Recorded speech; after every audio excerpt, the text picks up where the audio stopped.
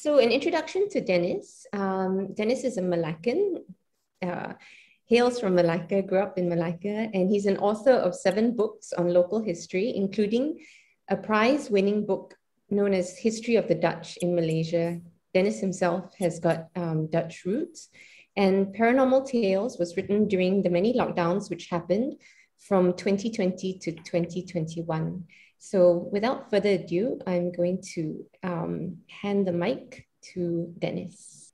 Okay, so first of all, thank you and welcome to my online talk and launch of my new book, Strange and Paranormal Tales from Malacca. Yeah, so indeed, thank you very much, Melissa from the Bendahari. Also wish to thank Bert from MHHC and of course Nutmeg Books for arranging this. I also wish to take the opportunity to acknowledge and to thank Ms. Audrey Lim, fellow authors. Audrey Lim, author of Memories of a Malaccan, The Life and Times of Lim King Wat, and also to Mr. Devinder Raj, author of 2 books where 84 languages were once spoken, and an account of Malacca from 1400 to 1824, as well as the influences of early history on multicultural Malacca. Right? And I also wish to thank them for their kind words in the review of my book. So moving on, I'd like to say that, as we all know, Malacca is a very old place.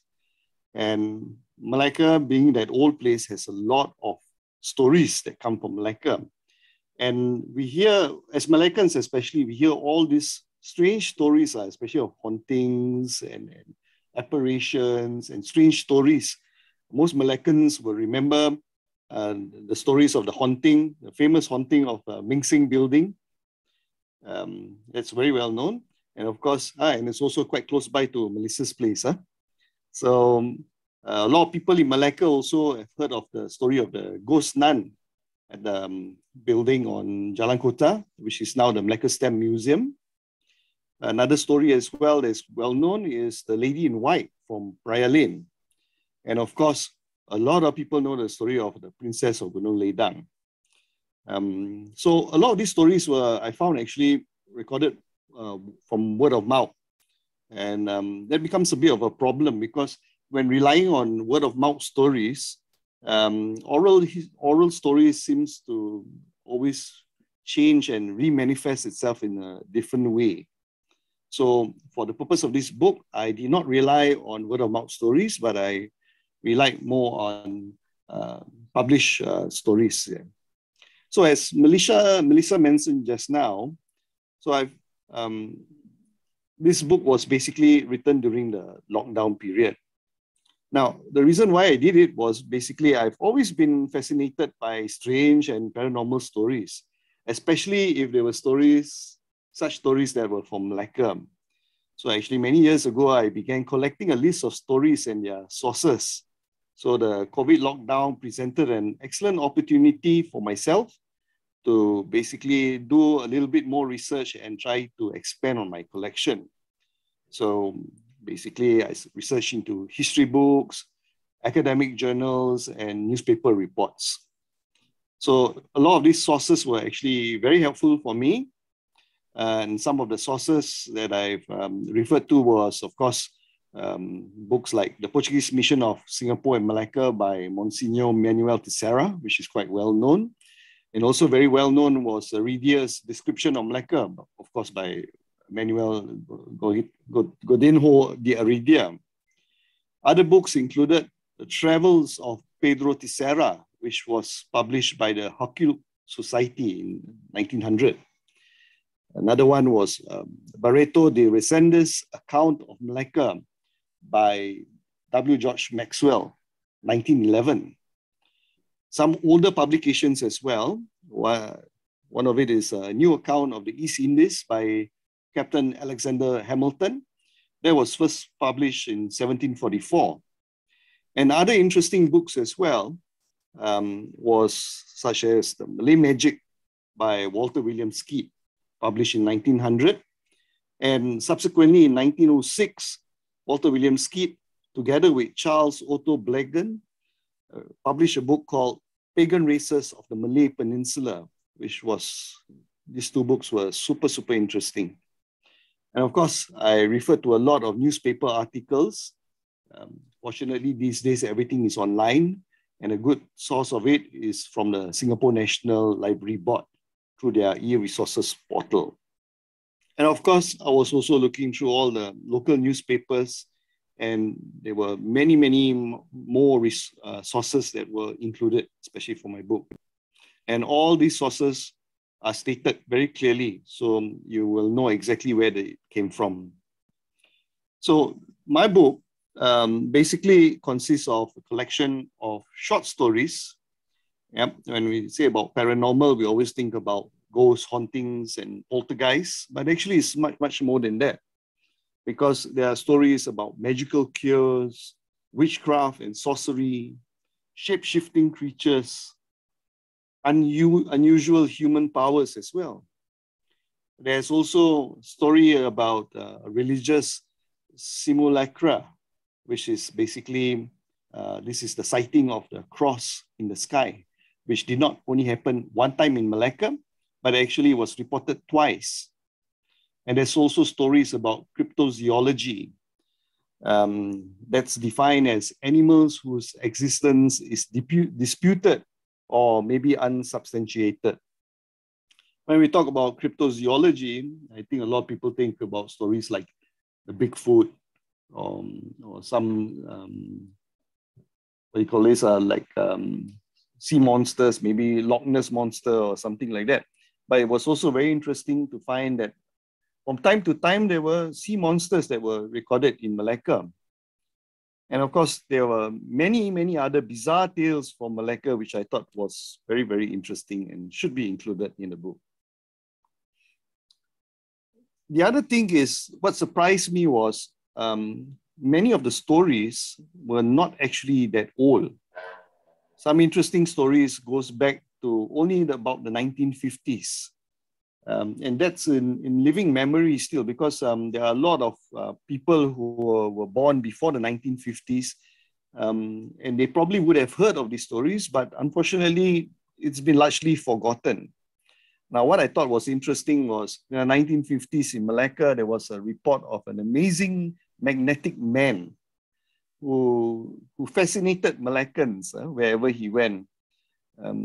Things could stick to his body, but also he would be able to make those things that stuck to his body move around on his body, which was, I think, so fascinating, but we seem to have forgotten about it for some reason. Another story also from the 1950s was about a person called the Living Keramat, or he was also known as Mat Keramat. He had supernatural powers. He could stop buses, he could stop trains, he could, of course, he was a holy man, and he could even confront any poltergeist, and the poltergeist would definitely be chased away by him. And even in 1950s in Klebang, there was the story of Malacca's sea monster.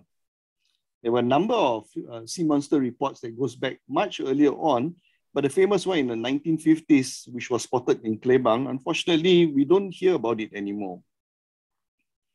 So with all this collection of stories, then I finally decided that, well, 62 stories in total and a bit more extra, it was probably sufficient to publish a book. And fortunately, my publisher agreed with me. So the book itself is divided into three parts, into three different eras. The first part is the reports from Malacca's Malay, Sultanate, Portuguese, and Dutch eras. That basically is between the era of 1421 to 1824. The second part is reports from Malacca's British era, which was from 1825 to 1956. So that's why there's probably a lot more stories that come from the British era as compared to the others. And the last part is reports from Malacca's post-independence to modern era after 1957. And my research stopped for stories up to 2019. So there were a number of stories, of course, in the book, and I'd like to share with you, if I may. some of the interesting stories for me. Those of you who've read the book, I think you may have your own stories that may tickle your fancy, or you may find actually interesting and maybe even personal in some ways. But I would like to share with you some of the interesting stories for me personally. So the first story that I really like is entitled The Were Tiger. It tells about the Portuguese report of how they were Arimaus, which of course was the Portuguese way of saying Harimaus, and how the people of the town of Malacca during those early Portuguese times were plagued by the were tigers. And he also tells the stories of the Banuas, which is actually the Orang Asli. And it was reported by the Portuguese that these Orang Asli, or the Banuas, were the ones who were able to have magical powers, and they were able to transform themselves or shapeshift themselves into were tigers with the sole purpose of killing people in Malacca at that time. So I'm sure things like this, if it was reported by the Portuguese, would have been also present during the Malay Sultanate times. But then we have a very interesting account here by the Portuguese. The second story that I thought was really interesting was the Magic Bracelet.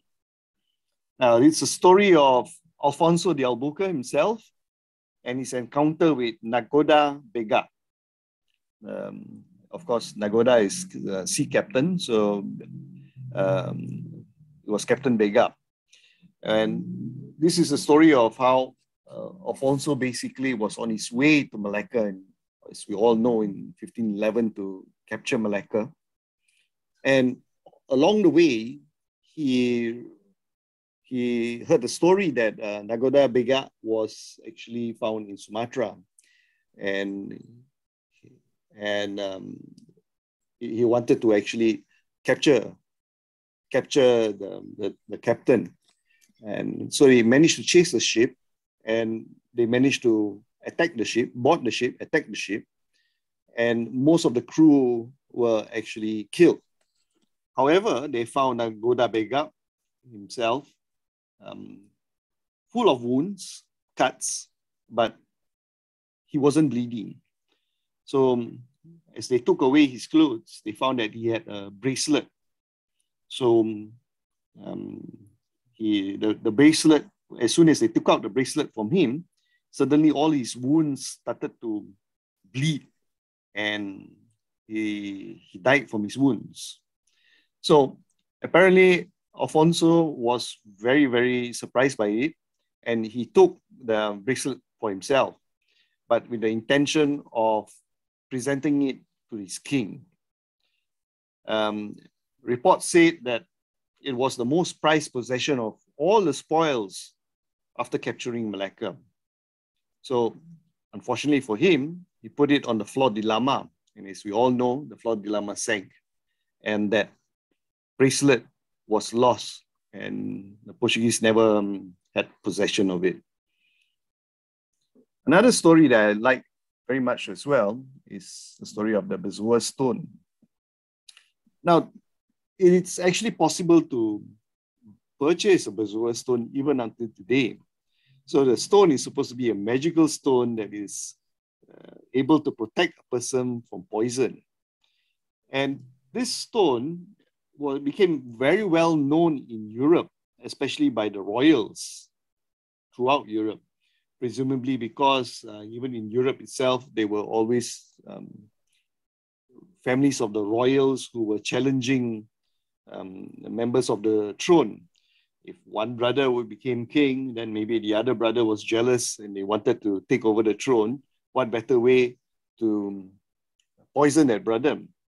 So the royals then have already heard of this magical Bazoola Stone, and they kept it for themselves because they were convinced that if you put in a Bazoola Stone into something that is poisonous, it would neutralize the poison. And as a result, Europeans were always looking for the Bazoola Stones. And we know from historical records that Malacca became famous as the place to find the best Bazoola stones. So, yeah, I thought it was a really interesting story. Another story that I like very much is the story that's entitled A Strange Cure from an Old Conjurer. This is a story that was told to us by Captain Alexander Hamilton, and it goes back to about 1695 when a Scottish ship named the Speedwell berthed in Malacca. And it's the story of how an evil person in Malacca named Mrs. Kennedy had planned to poison the merchant of the ship so that she could gain access to the ship's treasure. So when Captain Hamilton arrived in Malacca, he found his friend from the Speedwell in a very bad state. So to help his friend, they employed the services of a person who they call as an old Malay doctor. And that doctor came from Batang Tiga in Malacca.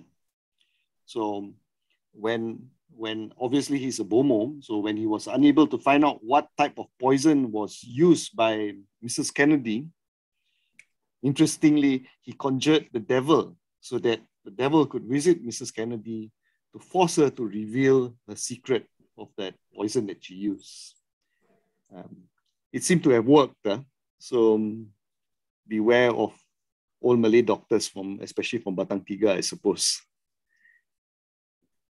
Another story entitled The Pearl of Divine Fire, which I thought was really very interesting because it tells of an extraterrestrial stone.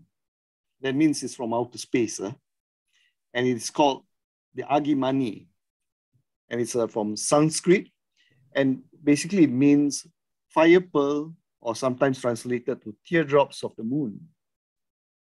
So this is the story of how a person named Baron Richard Johann de Touche Skading, who was in Malacca in the 1930s, and how he heard from an old Malay man in Malacca the story of how the last Malay Sultan of Malacca had owned a talisman in the shape of a black magical stone that would help protect him and his throne.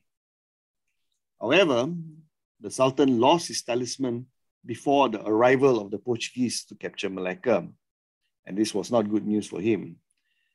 It was only because he did not have his talisman that the kingdom of Malacca fell to the Portuguese.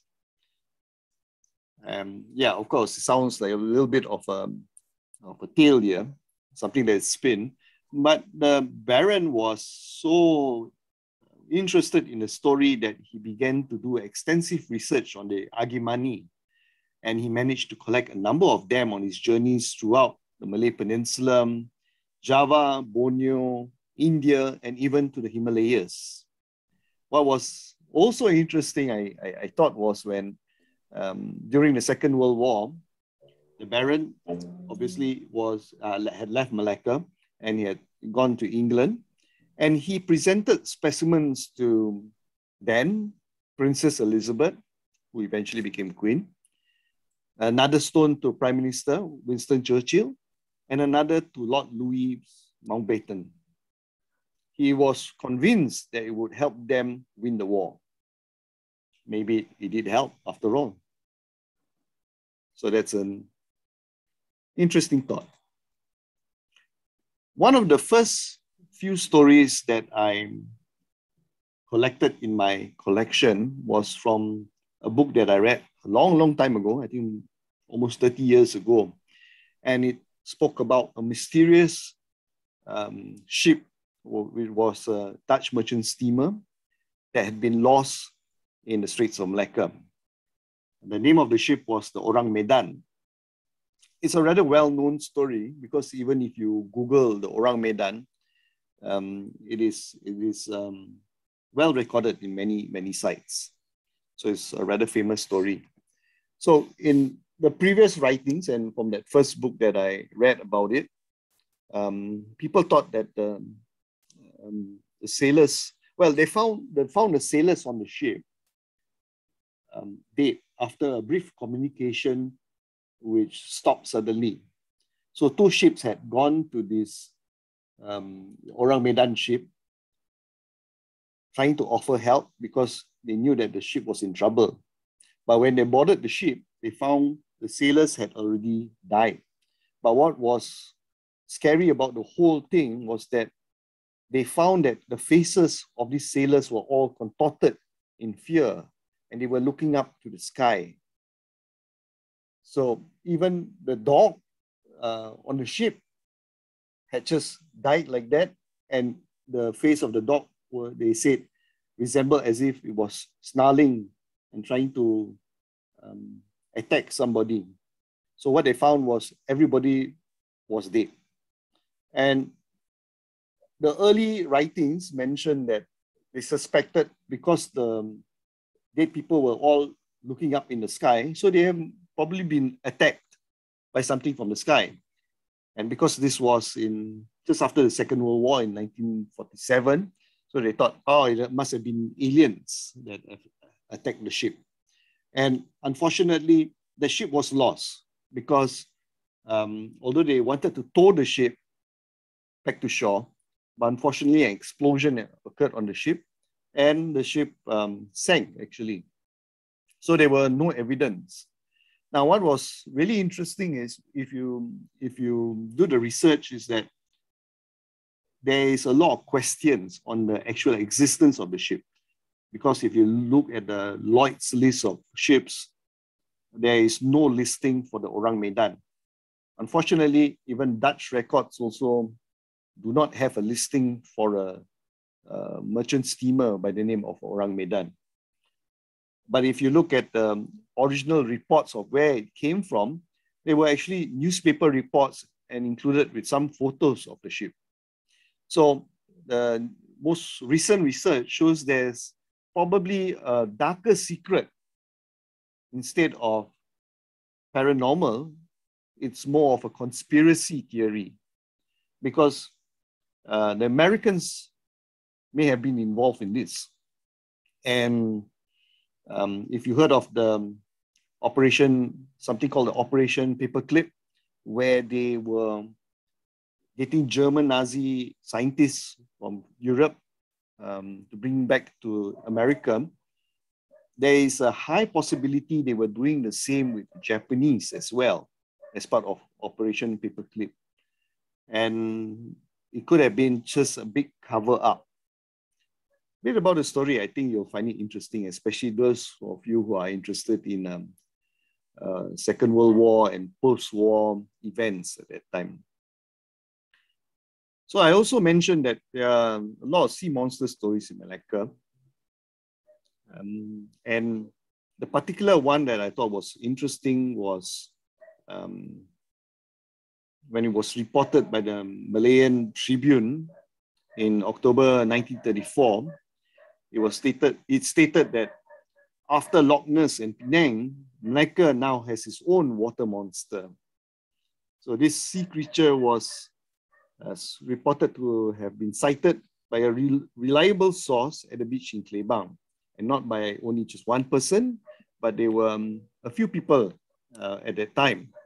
And another person from Malacca also collaborated the sighting. So from this, it seems that the people of Malacca became afraid to swim in the sea because of that sea monster that was sighted there. And the news of that sea monster in Malacca even eventually caused the people of Singapore to be fearful. The story has it that Singapore actually sent out its navy to see whether the sea monster from Malacca would be swimming south and it would appear in Singapore. One other story that I like is the ghost of the old government rest house. Of course, I think mostly the older generation would remember the old government rest house located in Bendahari. Now it's located in its location is the Equatorial Hotel. So so this story actually goes back to about 1880s, 1890s. And it's a comical tale of two Portuguese Eurasian men from opposite side of the Malacca River. One was named Manuel and the other was named Amrichu. So one was from Bendahari and the other was from Tengkera. So in the middle of the night, when they were at near the old government rest house, they found themselves faced with Diabu, the devil. And yeah, it's a bit of a comical story, but I think you may find it very interesting as well. So finally, the other story that I quite like was, surprisingly, people don't really remember about this, but it's regarding the stones throwing in Ujung Pasir. And this happened in 1951. So it was at an Indian family house located somewhere in Ujung Pasir, and they were experiencing stones being thrown into their home. And it was so bad that they actually had to move out. And it happened every night, so much so that huge crowds of people would gather at night to witness this very strange event. Even more interesting, even the resident commissioner of Malacca, Mr. George Evan Cameron Wisdom, visited the house himself, and he had a stone thrown at him. Even a reporter from the Sunday Times had witnessed the stone throwing, and they were convinced that it was the work of a poltergeist. But that didn't stop there. And in fact, it happened before the event that took place in Ujung Pasir. And just after 18 months, the same thing took place in Bendahari. So I suppose this thing, maybe there could be a repeat of the poltergeist event in Malacca these days. So my advice is sometimes you have to be careful. If you think people are throwing stones at you, it could be actually the work of the poltergeist. So these are some of the favorite stories that I've collected from the book. But what I would like to share is that I hope the readers of my book will actually look beyond just the stories of the book. So although the book is entitled Strange and Paranormal Stories from Malacca, but I think there's a lot of things that we can learn from these stories as well. For instance, in the story of the Bazoola Stone, we learned that the Malacca market was back then already world-renowned as the place to find the best Bazoola stones. In fact, these stones were sometimes known as the Malacca stones. And they were so popular, like a lot of popular things these days, you will have counterfeit stones. So counterfeit Bazoola stones were also known as Goa stones because it was made in Goa, in India. There were also different types of Bazoola stones, which is very rare. And this particular type of Bazoola stone comes from inside the head of certain animals. Amazingly, it's described as a small white crystal, and it would emit a red or blue light. From the story A Strange Cure from an Old Conjurer, we learned that a Scottish ship visited Malacca during Dutch Malacca times. We also learned that the sailors from the ships were housed specifically in Tengkera, although the treasure from the ships were kept in the VOC warehouses, the Dutch warehouses in Malacca. And in fact, one of the keys was entrusted to the governor of Malacca himself. So I suppose he would be some sort of like a trustee for those merchants who were birthed in Malacca. It also tells us that there was a Dutch doctor in Malacca at that time, and he was a practitioner of physics. That's basically a physician, but he only uses herbal medicines. And the money used by the sailors to obtain the service of the Malay doctor, the currency, was in what Alexander Hamilton mentioned as Japon kupangs. Japanese kupangs in that sense, and that was the currency used in Malacca. In the Sea Monster of Malacca, after the sightings, we know that the people of Malacca were afraid to swim in the sea. So maybe, just maybe, thinking back of the Malacca Club at Rotunda in Tanjung Kling, if you recall, their swimming pool is a saltwater swimming pool. And that club is actually the oldest swimming club in Malacca. So my question is, did it become popular because of the sea monster that was sighted in Malacca at that time? It's a possibility, but I suppose further research is required. In the story, The Ghost of the Old Government Rest House, that comical story of Manuel and Amrichu, that was told by Mr. H.M. D'Souza of the Malacca Rotary Club, we learned that those days, in official luncheons, especially the one that was given to Sir Shenton Thomas, the governor of the Strait Settlements, during his visit to Malacca, it was common to have storytelling. So I suppose these days, instead of when we have band playings or maybe dancers, but in the olden days, before the war, the common thing was to have storytelling. Get somebody, maybe maybe an older member of the community, to tell some interesting stories. And I think it's a wonderful idea. Maybe we should have more of that. When we have gatherings, let's try to invite maybe an older member of the community, get them to tell us some interesting stories, and we maybe can learn something from it. Also from this story, we learn about those large angsana trees at Bendahari, pre-war times. And we know that these trees provided shade to the place, but it also became very gloomy during the evenings. Story also tells us that Bendahari Road was unpaved and only filled with laterite stones at that time. The motor car was still unknown in Malacca. And Mr. D'Souza tells us that the only vehicles were rickety rickshaws and a few old horse-driven carriages. There was no electricity, and the place was only lit with old dim coconut oil lamps. Now, the other story I would like to mention is the story of Datuk Machap. Okay, that's in the interior, near the Durian Tunggal Dam. Now, we learn from writings that kramats are found throughout the Malay archipelago, and as well as in South Africa. And there are, in fact, many kramats in Malacca. However, the most celebrated of all the Malacca kramats is the one in Machap, near the reservoir.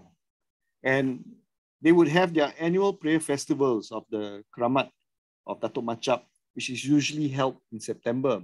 And those days, it was reported about 15,000 people would visit the site. So it tells us a little bit about the beliefs of the people of Malacca and how it is shared by various races from different communities, near and far, because people would travel from as far as Singapore for the annual festival that is held for Datuk Machap.